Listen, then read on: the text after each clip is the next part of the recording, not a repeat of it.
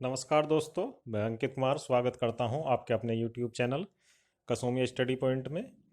आज हम लेकर के आए हैं UPPSC स्टाफ नर्स के लिए कुछ महत्वपूर्ण MCQ।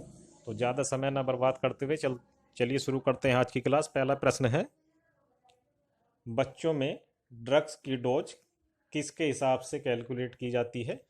तो ये वजन के हिसाब से की जाती है। अगला प्रश्न है, माता को गर्भावस्था में शिशु की हलचल सबसे पहले कब महसूस होती है? तो ये 20 वीक पर महसूस होती है।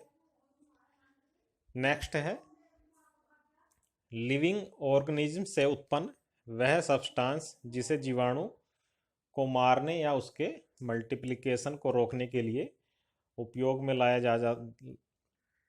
जाता है, तो वो एंटीबायोटिक है। अगला प्रश्न है, विज्ञान की वह शाखा जिसके अंतर्गत औषधि की कार्य विधि तथा मानव शरीर पर उसके फार्माकोलॉजिकल प्रभावों का अध्ययन किया जाता है कहलाती है, तो इसको फार्माकोडायनेमिक्स बोलते हैं। आगे बढ़ते हैं। अगला प्रश्न है, ट्रैकियोस्टोमी ट्यूब की सक्शनिंग के दौरान नर्स को एक बार में अधिकतम कितने समय के लिए सक्शनिंग करनी चाहिए? तो ये एक बार में अधिकतम 10 सेकंड के लिए सक्शनिंग करनी चाहिए। अगला प्रश्न है, टर्नर सिंड्रोम में गुणसूत्रों की संख्या कितनी होती है? तो ये 45 होती है। आगे बढ़ते हैं, अगले प्रश्न की बात करते हैं।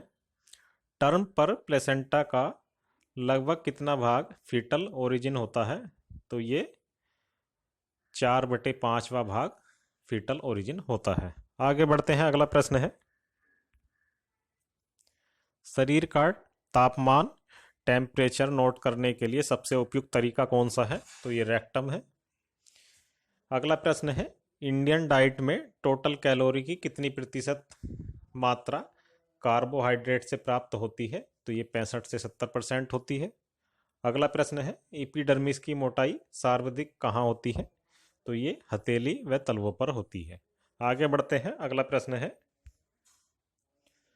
सजीव तथा निर्जीव के मध्य की संयोजी कड़ी किसको बोलते हैं? तो ये वायरस को बोलते हैं।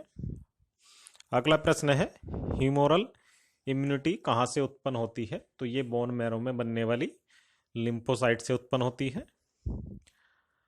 नेक्स्ट, टर्म पर प्लेसेंटा का वजन लगभग कितना होता है? तो ये 500 ग्राम होता है। आगे बढ़ते हैं, अगला प्रश्न है, बीमारी के रोगाणु सिद्धांत का प्रतिपादन किसने किया था? तो ये लुईस पास्चर ने किया। अगला प्रश्न, मैनिटोल सॉल्यूशन है? तो ये हाइपरटोनिक सॉल्यूशन और ऑस्मेटिक ड्यूरेटिक्स होता है। तो आज इस क्लास में इतने ही प्रश्न थे। नेक्स्ट कोशिश करूँगा मैं अगली क्लास जल्दी से जल्दी लाने की, और उम्मीद करता हूँ ये क्लास आपको पसंद आई होगी। अगर थोड़ा भी आपको ये यूजफुल हेल्पफुल लगती है तो क्लास को कृपया लाइक ज़रूर करें और चैनल को सब्सक्राइब करना ना भूलें। जय हिंद, जय भारत।